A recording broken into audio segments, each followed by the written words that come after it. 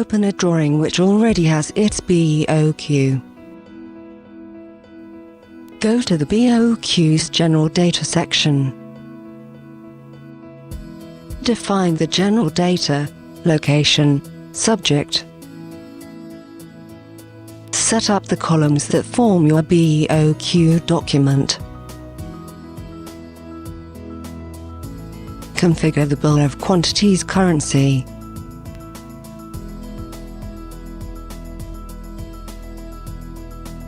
Define page covers, headers and signatures.